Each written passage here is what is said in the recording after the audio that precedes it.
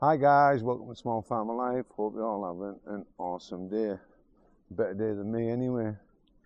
Only got COVID, haven't I? Now, packed up all my camper van, which took ages. Written a big list of all the things I needed, packed it up, got to the Midlands, and I was feeling rough already. I've been feeling down in myself, and I was thinking, what's going on here? Why is my throat sore? Why am I feeling like I've got a bit of the flu? And when I'm in the Midlands, I got an invite by a subscriber to stay on his land for a night or two. Brendan, I'm sorry about that, mate, but it was getting a little bit dark, and well, when I didn't hear back from you, I knew I had a friend in the Midlands. He paints aeroplanes and he lives just outside of a canal, and the canal comes into his back garden where swans come in with all the baby swans, and it's just absolutely amazing.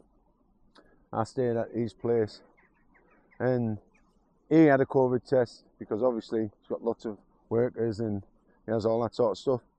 And I couldn't believe it. I've never had COVID. It's the first time I've ever had COVID. And it doesn't feel that bad, but that's because I've had the shots. But you can still get it, obviously, if you've had the shots. So what use of them, really? I'm glad you still can't get polio if you've got polio shots. You know what I mean?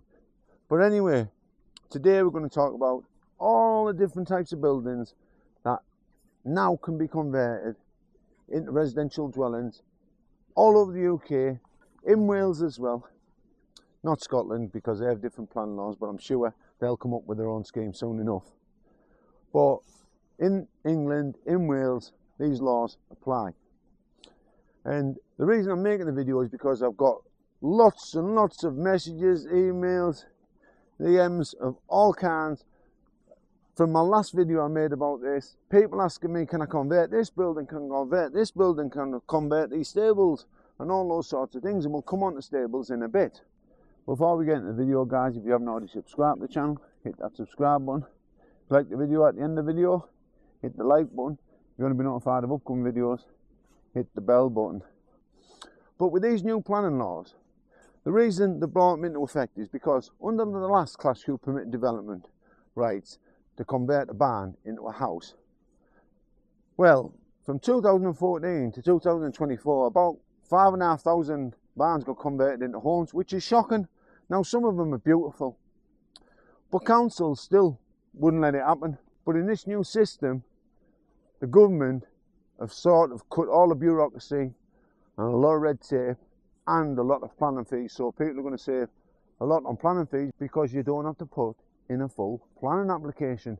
You're just putting in a prior application notice with a little set of plans of what you're going to do to the building, and that's all you're going to do, and send that to council, and you'll probably get charged a small fee, but not much, and nowhere near the type of fee you would have got charged under the last Class 2 permitted development rights. And if councils refuse, and you are ticking all the boxes that they're after, which is you've got to have access to a highway, which basically means a back road, whatever it may be, but you just got to be able to get to your property by vehicle. Shouldn't be in a flood zone or anything like that. Now, when I say you can convert a lot of other buildings that normally wouldn't have been able to convert, this is what the governments are saying. You can add a 4-metre extension as well. So let's say you've got a barn that's 6 metres by 6 metres. That wouldn't be big enough for a home here in the UK as a habitable home.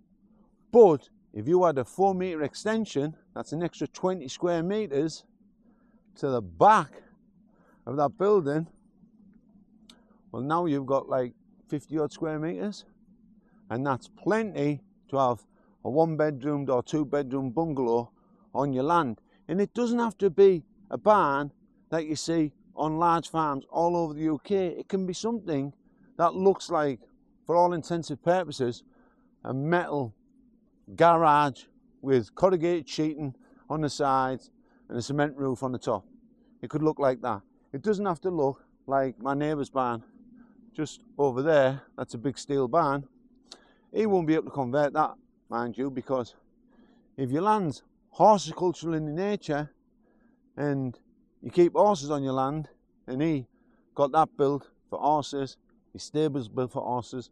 He can't do that, even though he got full planning permission for his stables and the barn. But me, in 2019, well, I got a visit from the enforcement officer because I put that caravan on my land, even though I already had another caravan on here for 4 years. And in my planning application, my retrospective planning application, the one that cost me £96, but after they rubber stamped it and it was in the system, they wanted to charge me another £356 or something like that, and I wasn't having that. For change of use of the land from horticulture to agriculture, and I knew that was free, so I wasn't going to have it. Now, a lot of people might have got a little bit scared and thought, you know what, we've already built these buildings, if we don't pay this, they'll just refuse our planning application. And I guarantee they've got away with that so many times and had people over and overcharged them. But I stuck to my guns, and you know what? In my plan statement, I said, when the stables are built, they're going to be used for holding animals or housing animals. And in my case, they were housing QB poultry. I've got the photographic evidence, and the evidence is still in the rafters on the wire where they used to roost on the night and shit all over the place. So, those stables have never housed a horse in their life. They've always been used for agricultural purposes. If you've got stables or you've got a building that's on agricultural land, if it's well over 10-year-old, don't worry about anything. If it's not over 10 years old and you got it built before July of 2023 under full planning permission, then you can put a prior application notice into the council to get that building turned into a dwelling. And if it's not big enough, you can add a 4-metre extension to the back. Now guys, it can be a small clad shed, it can be a large barn, it can be absolutely any building that you use for agricultural purposes, whether it's breeze block or brick, it doesn't really matter. All the government want to do is get house building in rural areas going, because people who have lived in these areas for a long time, they've had kids, and then the kids can't even get a house in these areas because people don't move away once they're in a nice area. They don't want to move. Like my pal, he's a multi-millionaire. Like, I'm not going to say how much, but a lot of money, and he's staying where he is because he's found his place in life and he loves where he is. And I found my place, and I'm not going anywhere. But if I can get that stable block converted into a home, it's going to be a hell of a lot better than staying in a caravan. And I know a lot of people would say, I like to live in a caravan. Well, you might do, but it soon wears off after a few summers when it feels like a greenhouse, and a few winters when it feels like a freezer, because that's what they're like. If you don't have a log burner and plenty of wood, it will feel like a freezer. And your bedroom always does, so you need a big oil radiator in there, and they use up a lot of electricity. But I'm going to make my stables as eco-friendly as possible, get solar panels all across the top because it's south facing, log burner in there. I'm doing my best I can to make it look absolutely stunning. I've got Italian water feature to go in the courtyard, I've got a lovely bench to go in the courtyard, I've got all the block paving, I've got most of the stuff I need to actually convert that building.